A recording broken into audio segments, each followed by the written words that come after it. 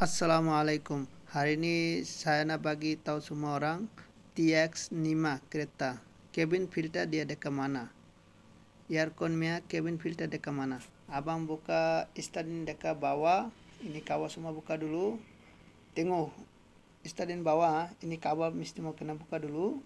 Lepas tu ini cabin filter nya kawal. Cabin filter untuk dia mana? Okey. Stadin dekat bawah. Kiri ada satu, tengok ada lubang. Nampak? Itu lubang. Itu lubang sana dia ada cabin filter. Abang kena buka dulu. Itu stadin bawah. Bukan passenger side. Stadin nya bawah. Kiri. Stadin nya bawah kiri. Itu lubang. Abang boleh lampak itu. Itu cabin filter sudah lampak. Itu kena, lepas tu tarik keluar. Sana ada dua filter. Bukan satu. Dua filter, cabin filter. Dia serupa macam Naza Citra lah. Ini macam lah. Filter dia inilah. Dia nak pasang ini dua filter sekali.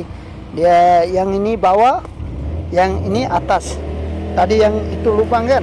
Dia macam itulah. Tapi okey. Itu TX5 nya. Itu cabin filter. Sama boleh Audi Mia pun boleh pakai. Audi Mia pun boleh pakai. Dia boleh Audi dia sama dia. Tadi saya ambil itu video untuk korang untuk video ini subscribe YouTube channel